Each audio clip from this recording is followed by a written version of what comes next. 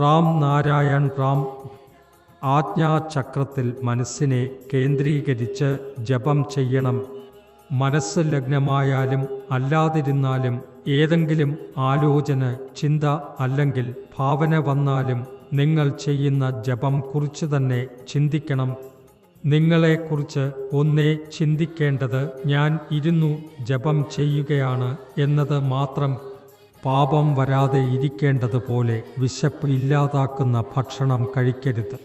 വിശപ്പ് കൊന്നുപോകുന്ന ഭക്ഷണങ്ങൾ ഒഴിവാക്കുക.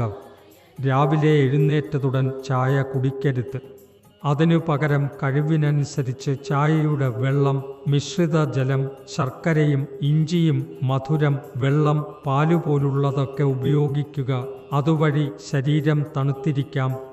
കൊല്ലം സമയം ജപം ചെയ്ത ശേഷം കുറച്ച് കഴിച്ച് പ്രവർത്തനം തുടങ്ങുക. ഭക്ഷണം കഴിച്ച ശേഷം അകത്ത് മണിക്കൂർ കഴിഞ്ഞ് മാത്രം വെള്ളം കുടിക്കുക.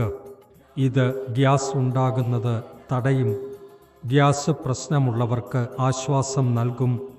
ഭക്ഷണത്തിന് ശേഷം ഓടി നടക്കേണ്ടതില്ല. കുറച്ച് വിശ്രമം എടുക്കണം. അപ്പോൾ നിങ്ങൾക്ക് ദേഹത്ത് മുഴുവൻ ഉല്ലാസം നിറയും. ശരീരം പാലും നെയ്യും മാത്രം കഴിച്ചുകൊണ്ടുതന്നെ ആരോഗ്യമാകില്ല. വൈകുന്നേരം അസ്തമയം വരും മുമ്പ് ഭക്ഷണം പൂർത്തിയാക്കണം. പകലിൽ 11 മണിക്ക് മുമ്പും വൈകുന്നേരം 6 മണിക്ക് മുമ്പും ഭക്ഷണം കഴിക്കാനുള്ള ഒരു ശീലമുണ്ടാക്കുക. രാത്രിയിൽ ഉറങ്ങുന്നതിന് മുൻപ് വെള്ളം കുടിച്ച് ഉറങ്ങുക. രാത്രിയാകുന്നതിന് മുൻപ് ഭക്ഷണം കഴിച്ചാൽ അനേകം രോഗങ്ങളിൽ നിന്നും മോചനം നേടാനാകും.